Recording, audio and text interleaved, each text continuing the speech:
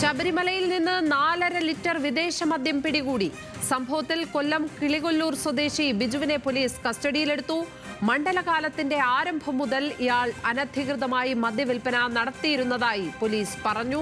വിവരങ്ങളുമായി ശബരിമലയിൽ നിന്നും ഗോകുൽ ചേരുന്നു. ഗോകുൽ, ഇയാളെ എവിടെ നിന്നാണ് കൃത്യമായും പിടികൂടിയിരിക്കുന്നത്? എപ്പോഴായിരുന്നു ഇയാളെ കണ്ടെത്തിയത്, പിടികൂടിയത്? എത്രത്തോളം മദ്യം ഇയാളിൽ നിന്നും കണ്ടെടുത്തിട്ടുണ്ട്?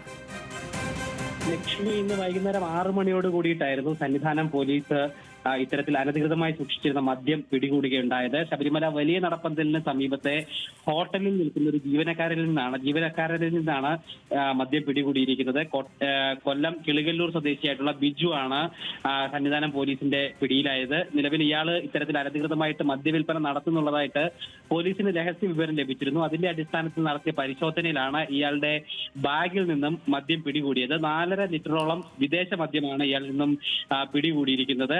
പോലീസ് പറയുന്നതനുസരിച്ച് മണ്ഡലകാലത്തിന്റെ ആരംഭം മുതൽ തന്നെ ഇയാൾ ഇത്തരത്തിൽ അനധികൃതമായിട്ട് മദ്യവിൽപ്പന നടത്തുന്നുണ്ടായിരുന്നു എന്നാണ് പോലീസ് വ്യക്തമാക്കിയിരിക്കുന്നത്. എന്തായാലും ഇയാളെ ഇപ്പോൾ പോലീസ് അറസ്റ്റ് നടപടികൾ വിധേയമാക്കിക്കൊണ്ടിരിക്കുകയാണ്. ഇന്ന് തന്നെ ഒരുപക്ഷെ കോന്നിയിലുള്ള ആശുപത്രിയിലേക്ക് കൊണ്ടുപോയി മെഡിക്കൽ നടപടികൾ പൂർത്തിയാക്കി നാളെ ഒരുപക്ഷെ റാന്നി കോടതിയിൽ ഹാജരാക്കിയേക്കുമെന്നാണ് പോലീസ് ഇപ്പോൾ അറിയിച്ചിരിക്കുന്ന ഔദ്യോഗികമായിട്ടുള്ള വിവരം. ലക്ഷ്മി, ഗോകുൽ രമേശാണ് വിശദാംശങ്ങൾ നൽകിയത് ശബരിമലയിൽ.